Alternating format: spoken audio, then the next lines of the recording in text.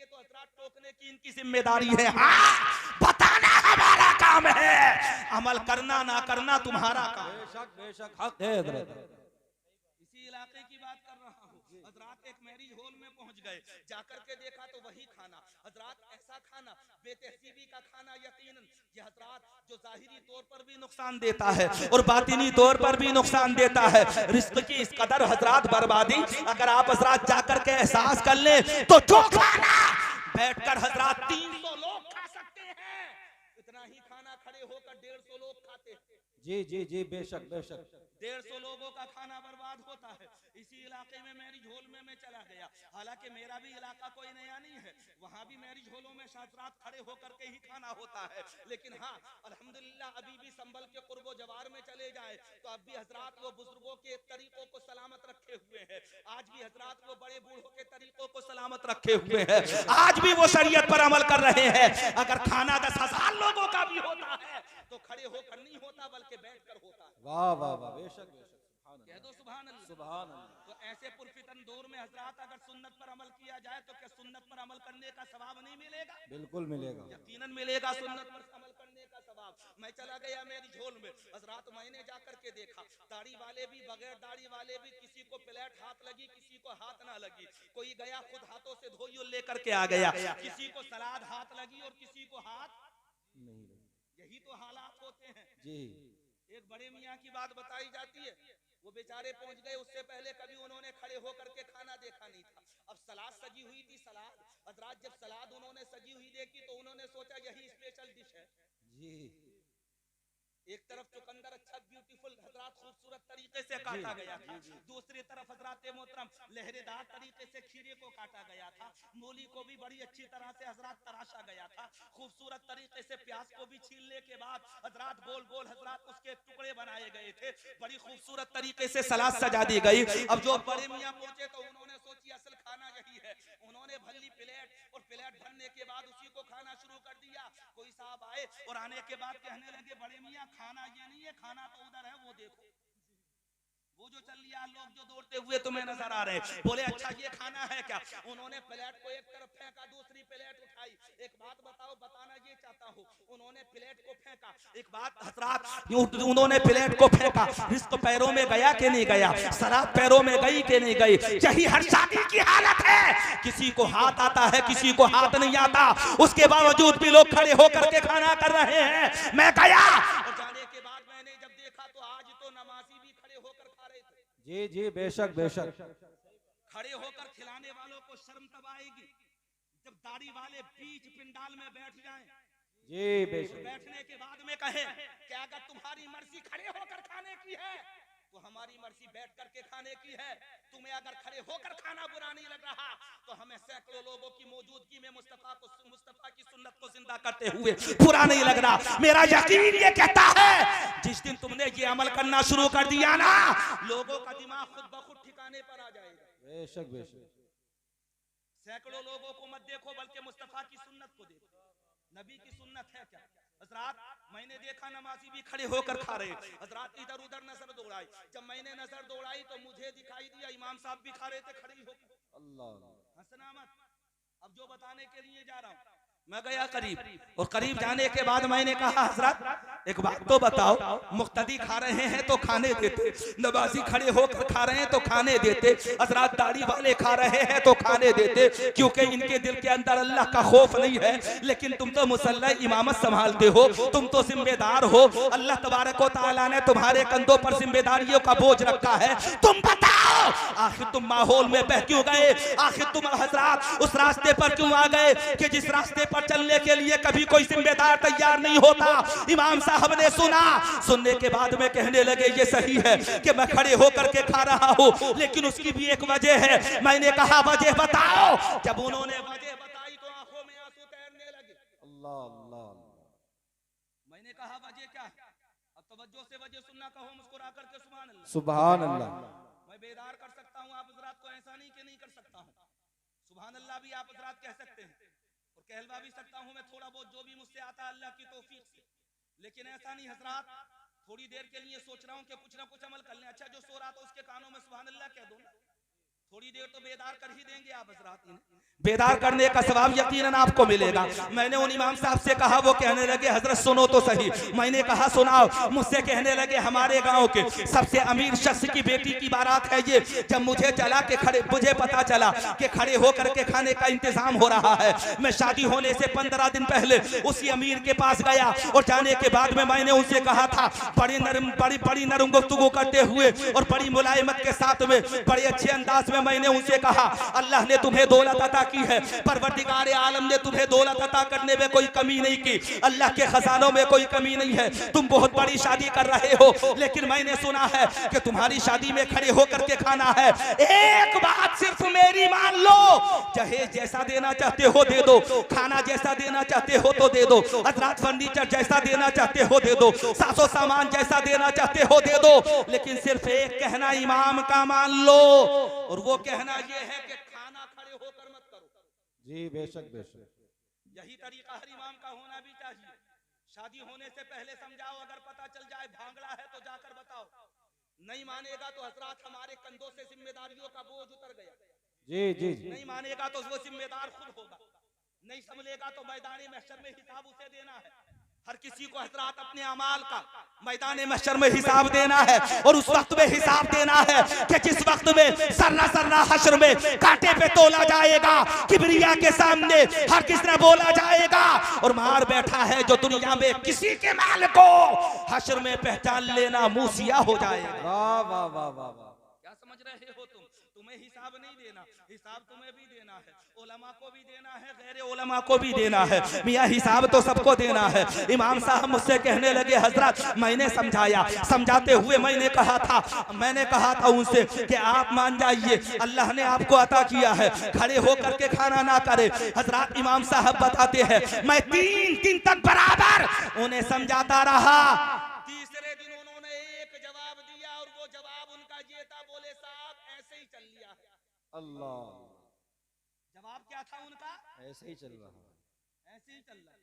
इमाम साहब कहने लगे, मैं दबदबाती हुई आंखों को लेकर के वापस आ गया। दिल ये कह रहा था, मौला ये मेरा मुख्तदी है जो मेरे पीछे खड़े होकर के कहता है, पीछे इस इमाम के मुंह मेरा काबे शरीफ की तरफ, फिर भी इसे शर्म नहीं आई, इसे हया नहीं आई, इसे ये सोचना चाहिए था इमाम ने हजरत दौलत के लिए नहीं, तुमसे नजराना वसूल करने के लिए नहीं, बल्कि तुम्हें समझाने के तौर पर कहा था कि मुस्तफा जाने रहमत की सुन्नत पर अमल कर दो, खड़े होकर के खाने का इंतजाम मत करो। इमाम साहब कहते हैं, मैंने उसी दिन से आज़म कर लिया था, इरादा कर लिया था, इसने तो मेरा कहना नहीं माना, लेकिन मैं खड़े होकर के जब खाना खाऊंगा तो कोई ना कोई तो गैरतमंद होगा जो मुझसे आकर के पूछेगा कि तुम खड़े होकर खा क्यों रहे हो। जी बेशक बेशक, जब वो मुझसे आकर के पूछेगा तभी मैं बताऊंगा कि मेरे दिल को ठेस कौन सी पहुंची, तकलीफ कौन सी पहुंची है, कौन से दर्द ने मुझे सताया है।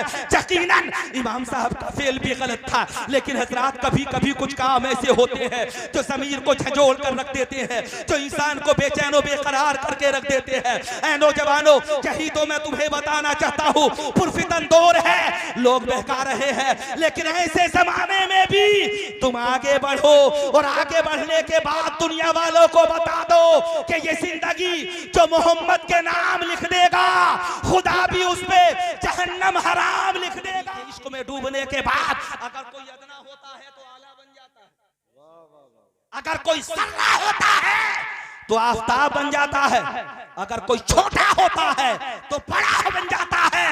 तारीख उठा करके देखे, एराबी आया, सिहाबी बन गया, और अगर नबी के दरवाजे पर कोई हबशी गुलाम आया तो दुनिया के आशिकों का इमाम बन गया।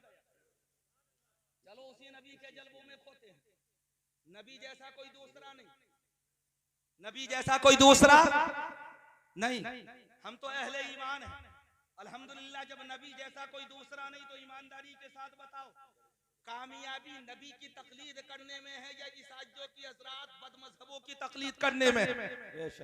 नबी की तकलीद करने में कामयाबी है हजरात, नबी के नुकुश कदम पर चलने में कामयाबी है हजरात, उसी में तुम्हारी फलाह है, उसी के अंदर तुम्हारी कामयाबी का राज छुपा हुआ है। अब चलो नबी से चल करके पूछते हैं या रसूल अल्लाह, आप जैसा कोई हसीन नहीं, आप जैसा कोई हजरत जमाल वाला नहीं। हजरत सिद्दीक अकबर ने आपको लाजवाब कहा, उमर फारूक आजम ने आपके हुस्न की तारीफ की, हजरत जाबिर ने आपके हुस्न को बेमिसलो बेमिसाल कहा, हजरत हसन इब्ने साबित ने आपकी शान में हजरत रुबाई लिखी, हजरत शेख सादी शिराजी ने आपके हुस्न जमाल की तारीफ की। हजरत ये तो दुनिया के इंसान है। चलो हजरत जिब्रील अमीन से कहते हैं, पूछते हैं। हजरत जिब्रील अमीन अपने अंदाज में कहते हैं, उसी की तर्जमानी की थी शहंशाह फिक्र फन सज्जिदी सरकार आला हजरत ने, तो उन्होंने कहा था जही बोले सिदरा वाले जमाने जहां के थाले सभी मैंने छान डाले, तेरे पाए का न पाया तुझे यक ने यक बनाया, तुझे हमद है खुदाया। वाह वाह वाह वाह वाह वाह, क्या बात है, बनाया तुझे हमद है खुदाया खुदाया। जब नबी जैसा कोई दूसरा नहीं तो नबी का तरीका अपनाओ। नबी ने सादगी से निकाह किया, नबी ने निकाह किया। मक्के की तारीख उठा करके देखो, सहने काबा में नबी का निकाह हुआ। कहाँ हुआ? सहने काबा में। वो काबा कि हजरात जिसकी तरफ को मुंह करके मैं और आप हजरात नमाज पढ़ते हैं 5 वक्त की, अल्लाह की तौफीक होती है, अल्लाह का करम होता है। तो हजरात काबा वो काबतुल्लाह के जिसके हजरात जिसके सहन के बहुत करीब हजरत आमीना का घर था, और हजरात जिस घर के अंदर मुस्तफा जाने रहमत की विलादत हुई थी, मक्कातुल मुकर्रमा के अंदर नबी का निकाह हुआ। कितनी सादगी के साथ सहने काबा में निकाह हो रहा है। अबू तालिब हजरात खुतबा निकाह पढ़ रहे हैं, मुस्तफा जाने रहमत कबूल कर रहे हैं। मजमे आम में बैठने के बाद नबी ने सादगी के साथ निकाह किया। चलो सहाबा का दौर देखते हैं जिसे खैरुल कुरून कहा जाता है। सहाबा ने अपनी जिंदगी में जितने निकाह किए सादगी के साथ किए। हजरत सिद्दीक अकबर का निकाह हो, उमर फारूक आजम का निकाह हो, उस्मान गनी का निकाह हो, हजरत मौला अली का, हजरत फातिमा ज़हरा से निकाह हो, हर निकाह सादगी से होता रहा। सादगी से निकाह करो, मेरा यकीन ये कहता है जहां सादगी होती है वहां बरकतें होती है। वाह वाह वाह। अब आप कहोगे साहब वक्त के हिसाब से भी थोड़ा सा चलना पड़ता है। अल्हम्दुलिल्लाह हम वक्त के मोहताज नहीं है, हम तो मुस्तफा जाने रहमत के दरे दौलत के मोहताज। वाह वाह वाह वाह, क्या बात है हजरत, क्या जुमला है। और दुनिया के ओहदेदार के दरवाजे के भिखारी नहीं है, हम तो नबी के दरवाजे के मांगते हैं। भी और मांगेंगे मांगे जाएंगे, मुंह मांगी पाएंगे। सरकार में नाला है ना हाजत अगर की है वो नबी कि जिनके दरवाजे पर मांगने वाला पहुंचे तो गया था मांगता बनकर, नबी के दरवाजे का फकीर बना लौटा तो शहंशाह बन गया। वाह वाह वाह वाह, सुभान अल्लाह सुभान अल्लाह। नबी के दरवाजे पर चलते हैं, नबी के दरवाजे के भिखारी बन जाओ, नबी के दरवाजे के मंगते बन जाओ। मेरा यकीन ये कहता है हजरात कामयाबी की मंजिलें तुम तय करोगे, कामरानी की मंजिलें तुम तय करोगे। हालात से मत घबराओ, दौर से मत घबराओ। हजरात लोगों को मत देखो, अमीरों की जिंदगी को मत देखो, बिगड़े हुए लोगों की जिंदगी को मत देखो, आवारा लड़कों की जिंदगी को मत देखो, बल्कि ऐसे दौर फिर फितर में भी तुम ऐलान कर दो कि इश्क अखलाक व वफा शान न जाने देंगे, हम मुसलमान हैं ईमान न जाने देंगे। और लाखों तूफान चले सैकड़ों आंधी आए, इज्जत व अज़मत कुरान न जाने देंगे। और कोई सुन्नी भला तो सब की तरफ क्यों जाए, गौसो ख्वाजा और रज़ा खान न जाने देंगे। वाह वाह वाह वाह वाह वाह, बहुत उम्दा हजरत, क्या बात। कलमा शरीफ पढ़ लीजिए, ला इलाहा इल्लल्लाह मुहम्मदुर रसूलुल्लाह। अभी तो हजरत ख्याल है आप हजरत का, इसलिए मैं गुफ्तगू को खत्म कर रहा हूँ। हजरत भी मौजूद है, अभी मिंबरे रसूल की ज़ीनत बने हुए हैं। हजरत का खिताब भी आप हजरत को समाप्त करना है, ज्यादा देर जगाना नहीं चाह रहा। जिम्मेदार हम ना रहे, जिम्मेदार तुम खुद रहो। हमारा इरादा तो ये है कि जब तक तुम यहाँ पर बैठे हुए हो, जन्नत की क्यारी में मौजूद हो, घर पर पहुंच जाओ, मोबाइल ऑन मत करना, स्क्रीन पर हाथ मत मारना, बल्कि ये नियत करके सोना, मौला सोए हैं तो जिक्र मुस्तफा करते हुए उठेंगे तो इंशाअल्लाह नमाज़े फज्र अदा करेंगे इंशाअल्लाह। ये आज़म कर लो, मैं सो जाऊं या मुस्तफा कहते कहते, खुले आंख सल्ले अला कहते कहते।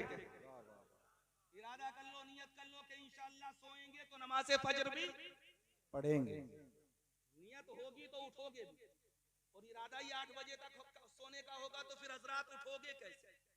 बड़ा अच्छा किया, वरना होता कहाँ है। आमतौर पर मेरे और आप हजरात के यहाँ पर अच्छा इस इलाके में माहौल है ना हजरत, शादी के प्रोग्राम कम होते होंगे।